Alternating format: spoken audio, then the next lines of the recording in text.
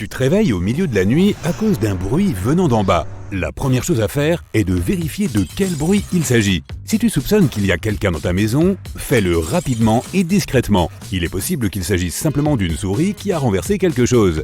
Néanmoins, si tes soupçons sont confirmés et que tu vois quelqu'un dans ton salon, cherche immédiatement un moyen de sortir. Utilise l'échelle de secours si tu en as une, sinon une fenêtre peut faire l'affaire. Cela dit, il y a de fortes chances que tu sois obligé de rester sur place. Prends le téléphone et appelle les autorités. Donne-leur ton adresse et explique la situation aussi brièvement que possible. Et en un clin d'œil, ils enverront une patrouille chez toi. En arrivant dans ta rue, ils ne trouvent pas le numéro de ton domicile. Ils finissent par y parvenir, mais seulement après avoir suivi les numéros des autres maisons du quartier. Lorsque la police arrive, le cambrioleur s'est déjà enfui. C'est parce que le numéro de ta maison est à peine visible. Il est trop petit. Celui de ta boîte aux lettres est à peine visible lui aussi. Achète une nouvelle plaque bien brillante, assure-toi que le numéro est grand et visible. Cela aidera non seulement tes invités à trouver ta maison plus rapidement, mais tu éviteras aussi que les autorités ne ratent ta maison la prochaine fois. Pendant que tu y es, assure-toi que le numéro de la boîte aux lettres est lui aussi bien visible. Un autre bon moyen de protéger ta maison est d'ajouter une clôture si tu n'en as pas déjà une. Veille à ce qu'elle soit difficile à franchir. Utilise une clôture en maille de chêne ou même en métal. Fixe-la avec du béton pour que les cambrioleurs ne puissent pas la soulever. Si tu n'es pas gêné par l'aspect esthétique et agressif, tu peux même essayer une clôture en fil de fer barbelé. Ensuite, ajoute de l'éclairage dans ta cour, car si elle est sombre, elle sera une cible parfaite pour les visiteurs indésirables. Garde quelques lampes à l'extérieur que tu peux allumer et éteindre. Une cour bien éclairée te permettra de voir ce qui se passe dehors et tes voisins aussi. S'ils repèrent quelqu'un, ils t'appelleront ainsi que la police si nécessaire. Une caméra d'appoint est une option supplémentaire. Elle reste généralement éteinte pendant la journée et fonctionne avec un détecteur de mouvement. Elle est très claire et s'allume lorsqu'elle détecte un mouvement. Tu peux même en trouver une qui commence à enregistrer immédiatement. Ainsi, non seulement tu effraieras les cambrioleurs, mais tu auras également une preuve vidéo au cas où quelque chose se produirait. Une autre solution est la sonnette de porte vidéo. Lorsque quelqu'un sonne à la porte, tu peux le filmer sans être à la maison. Comme ton téléphone est relié à la sonnette, il te suffit de répondre à l'appel où que tu sois. Si c'est quelqu'un que tu ne connais pas et que tu sens quelque chose de louche, tu peux faire semblant d'être chez toi et lui faire savoir que tu n'es pas intéressé. Des arbustes denses dans ta cour offriront aux cambrioleurs un endroit parfait où se cacher et tu ne remarqueras peut-être même pas qu'il y a un intrus. Garde tes arbustes taillés de près. Non seulement tu seras en sécurité, mais tu donneras à ton jardin un aspect un peu plus joli et bien tenu. Lorsque tu es en vacances, évite d'afficher tes allées et venues sur les réseaux sociaux. Disons que quelqu'un a ta maison dans sa ligne de mire depuis un moment déjà. Ton absence annoncée sera pour lui l'occasion parfaite de frapper. Ne poste pas non plus les belles photos que tu as prises de ton voyage à l'étranger, mais pense un peu à ta sécurité. Oh, et ne montre pas non plus aux gens ce que tu fais au jour le jour. Garde ton agenda secret.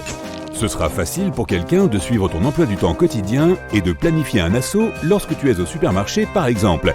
Cela peut paraître évident, mais verrouille toujours ta maison lorsque tu pars, même si tu penses vivre dans un quartier sûr. Et si tu viens d'emménager dans une nouvelle maison, change aussi tes serrures. Cela vaut également pour les appartements ou même si tu loues juste une chambre. On n'est jamais trop prudent. Donne toujours l'impression que quelqu'un est à l'intérieur de la maison, même lorsqu'elle est vide.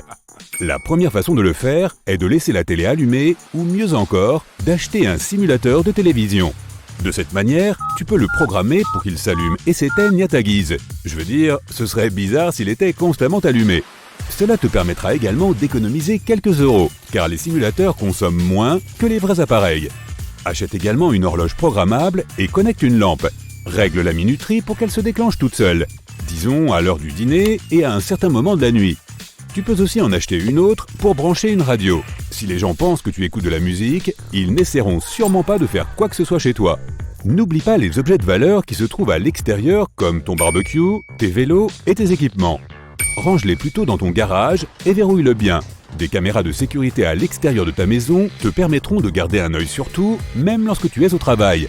Cette option est particulièrement utile si tu as très peur que quelqu'un entre par effraction. Pense à renforcer ta porte, même si elle est relativement neuve. Au lieu d'entrer par effraction, ils pourraient essayer de défoncer complètement la porte s'ils veulent entrer à tout prix. Achète une porte plus solide qui ne tombera pas facilement. Cela vaut également pour les fenêtres. Cela vaut la peine d'investir dans un type de verre qui ne cassera pas si une pierre le frappe.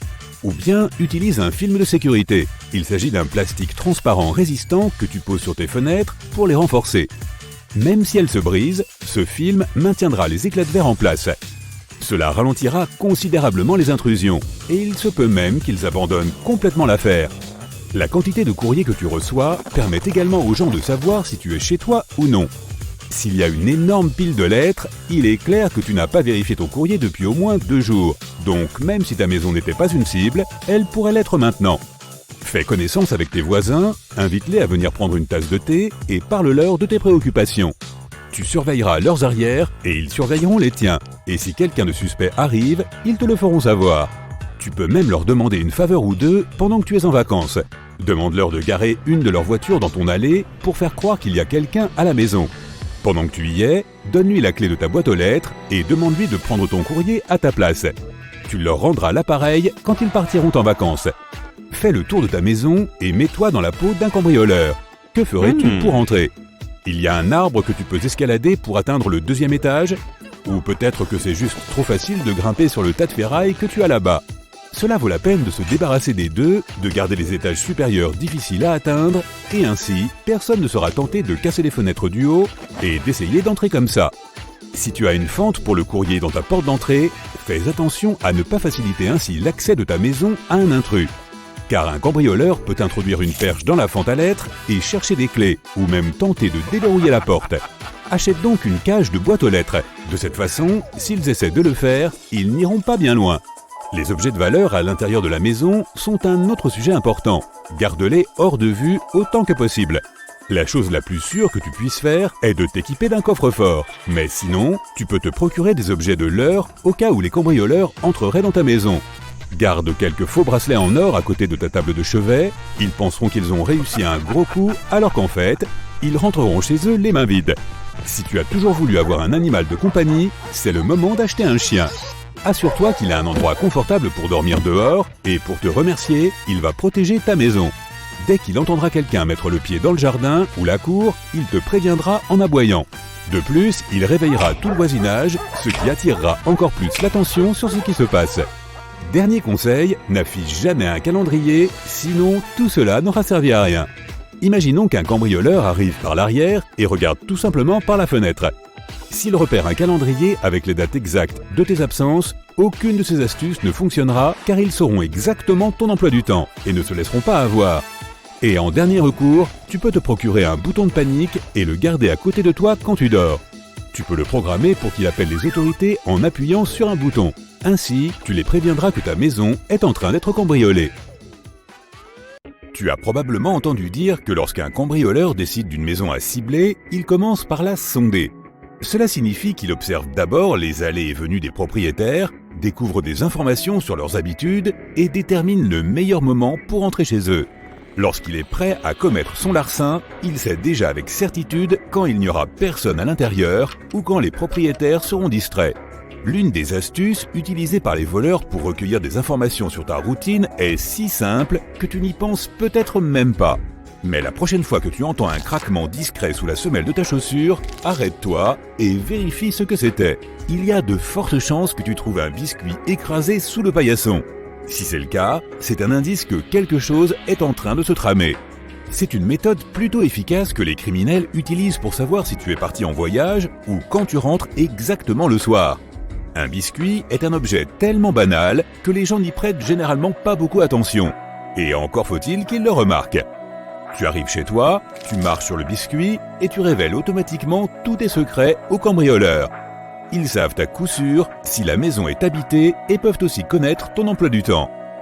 C'est encore pire si tu n'es pas chez toi. Le biscuit sous le paillasson reste entier, indiquant ainsi aux criminels que la voie est libre pour une effraction. Donc, si tu trouves un biscuit sous ton paillasson, c'est une assez mauvaise nouvelle. Quelqu'un s'intéresse à ta maison et la surveille. Ce serait peut-être une bonne idée d'avertir la police ou de prendre des mesures de sécurité supplémentaires. La technique du biscuit n'est qu'une des nombreuses astuces utilisées par les cambrioleurs. Un autre signe qui peut t'alerter du fait que tu es sous surveillance est la présence de cailloux blancs laissés près de ta maison ou dans l'allée. Cela signifie qu'un criminel a déjà visité ta maison et l'a marqué comme méritant d'être cambriolé. Une autre raison pour laquelle les voleurs peuvent avoir laissé des cailloux est d'indiquer que ta maison reste vide pendant la journée. Si tu te promènes dans la rue et que tu remarques une clé USB qui dépasse d'un trottoir ou d'un mur, ne sois pas surpris. Tu es très probablement tombé sur une dead drop. Malgré son nom effrayant, il s'agit en fait d'un projet artistique mondial qui a emprunté quelques astuces au monde de l'espionnage. Beaucoup de gens qui connaissent ce projet sont heureux de pouvoir enfiler leur manteau noir et leurs lunettes de soleil et d'aller échanger des informations confidentielles avec d'autres personnes.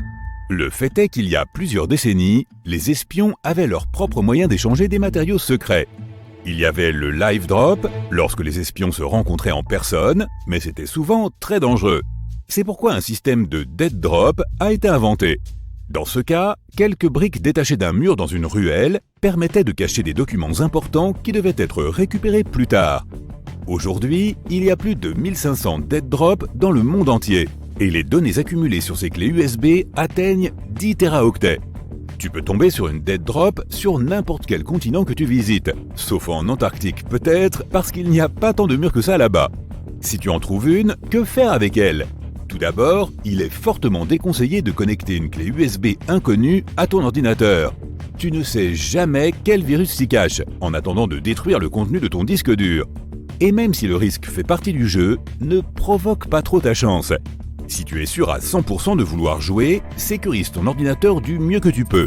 Tu n'imagines pas quelles informations t'attendent sur une clé USB.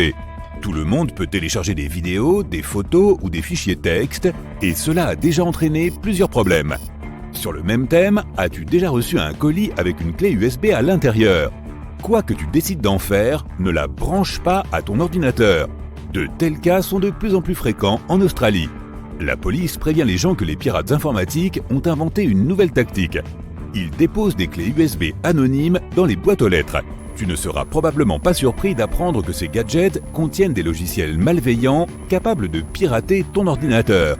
Leurs auteurs comptent manifestement sur la curiosité humaine et il faut dire que cela paie. Les gens ne peuvent pas lutter contre le désir inexplicable de vérifier le contenu d'un cadeau mystérieux. Par conséquent, près de la moitié des clés USB reçues par la poste sont introduites dans des ordinateurs. Ensuite, les gens commencent à avoir de sérieux problèmes avec leurs portables et leurs ordis. Par exemple, des médias frauduleux commencent à diffuser des offres de services. Ou bien des virus informatiques endommagent les fichiers et les programmes de l'ordinateur. Bref, ne touche pas à cette clé USB tombée du ciel, d'accord ? Tu quittes un centre commercial ou ton bureau ou l'aéroport et tu vas au parking pour récupérer ta voiture. Tu la déverrouilles et mets la clé sur le contact. Lorsque tu es sur le point de démarrer et de partir, tu vois quelque chose d'étrange sur ton pare-brise. Est-ce un billet de 100 € enroulé autour de ton essuie-glace ? Oh, tu pourrais certainement trouver un moyen de dépenser ce cadeau inattendu. Mais penses-tu vraiment que quelqu'un ait pu accidentellement mettre de l'argent sur ton pare-brise et l'oublier ? Méfie-toi, c'est évidemment une arnaque. Dès que tu sortiras de ta voiture pour regarder de plus près ce mystérieux billet de banque, son propriétaire passera à l'action. Il montera dans ta voiture et partira à toute vitesse. Peu de gens penseront à couper le contact et à prendre leurs affaires avec eux pour aller vérifier s'il s'agit bien d'un billet de 100 €. Par conséquent, en moins d'1 minute, tu perdras ta voiture, ton portefeuille et tes documents et tu te sentiras tout à coup très seul sur ce parking. Certaines personnes ont raconté avoir trouvé un vêtement, comme par exemple une chemise, posé sur leur pare-brise ou enroulé autour de leurs essuie-glaces. Si jamais cela t'arrive, ne tombe pas dans le piège et n'essaie pas de retirer l'objet. Monte simplement dans ta voiture et pars aussi vite que possible de l'endroit où tu étais garé.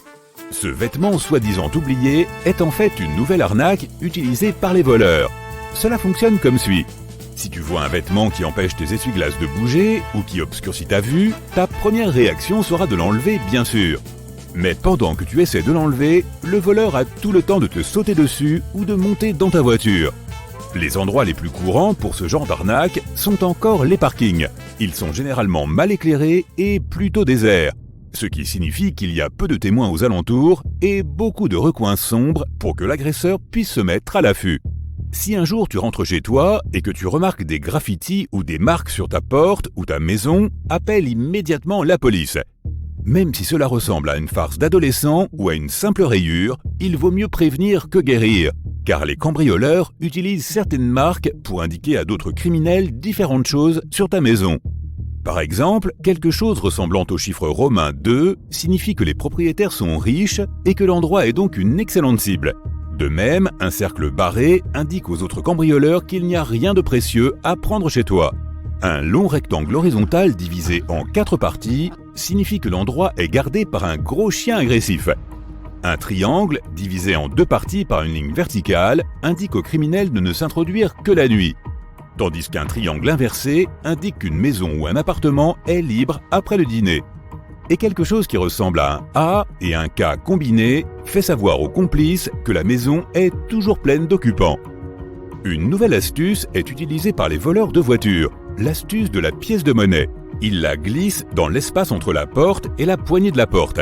Lorsque le propriétaire pense qu'il a verrouillé la porte avec son bip de clé, le véhicule est en fait toujours ouvert, car la pièce empêche la serrure de l'une des portes de fonctionner. Dès que le propriétaire s'éloigne de son véhicule, le voleur n'a aucun problème pour ouvrir la porte et voler des objets de valeur. Lorsqu'il y a un rassemblement public, une grande fête ou même une journée chargée dans un centre commercial, un voleur de voiture peut faire une annonce publique pour dire qu'une voiture, choisie par eux bien sûr, bloque la sienne et qu'il ne peut pas sortir. Dès que le propriétaire arrive pour déplacer sa voiture, un autre groupe commence à agir, en supposant, et pour une bonne raison, que la personne en question a la clé de la voiture sur lui.